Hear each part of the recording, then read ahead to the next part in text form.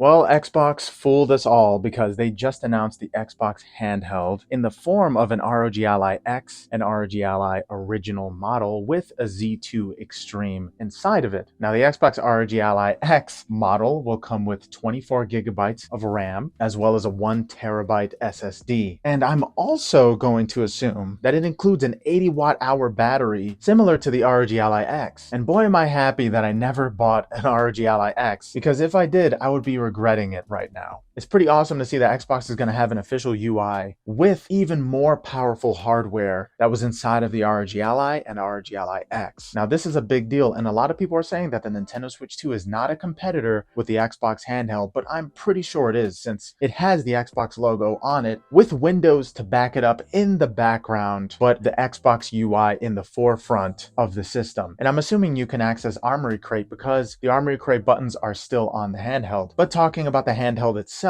I think the design doesn't look as premium and finished as I wanted it to look. I thought that was just a prototype model that they were showing with those handles, but it seems like that's the official design of the Xbox handheld. A part of me is thinking that they were not going to go with that originally, but then the Nintendo Switch 2 was announced, and that probably changed their minds and they decided to rush out this version of their model. It has a very premium finish with all of the Xbox buttons embedded into the shell of this handheld, and the D-pad is very similar to the ROG Ally X. Even the white version, which is the Xbox ROG Ally model, has that same ROG Ally X D-pad. Now, I kind of wanted them to just call it the Xbox handheld opposed to the Xbox ROG Ally X. That's very confusing to say, somewhat more confusing than the Legion Go at first. But we all know that Hollow Knight Silksong is going to be on the system, and there are going to be other exclusives on the Xbox handheld. I'm just going to call it Xbox handheld so I won't confuse anybody. But it's great to know that it's going to be backed by a Z2 Extreme processor. Now, that's supposed to be at least 2 times more powerful than a Z1 Extreme, and it also has 24 gigabytes of RAM, and that's all you need in order to have enough RAM and allocated RAM for the handheld's graphics. But yeah, I'm totally stoked about this Xbox handheld. I can't believe they actually announced it today, and a ton of people are making videos about it because they got early access, and I can't wait to see actual exclusives running on this thing. Now, I guess the only thing I wanted from this handheld was a bigger screen. I didn't want it to have the same size screen as the original ROG Ally, but it seems like they're going to be the same size, and it's going to be kind of a small handheld with decent grips. But with those grips, it looks like a Nintendo Switch with comfort grips on. So I'm not sure how portable that will be. The Nintendo Switch 2 is definitely more portable, but it will be a lot more expensive to get your games on that thing, I'll tell you that. And most likely, since Xbox is taking over the Windows handheld market, all of these third-party platforms like GOG, Steam, Humble Bundle are probably going to give Xbox some percentages for every game sold. And until the price is revealed for this handheld, let's not get too excited, but I'm assuming it's going to be about the same price as a Nintendo Switch 2 at $450, and the Xbox ROG Ally X version is probably going to be $500 to $550, most likely $100 more considering it comes with a 1 terabyte SSD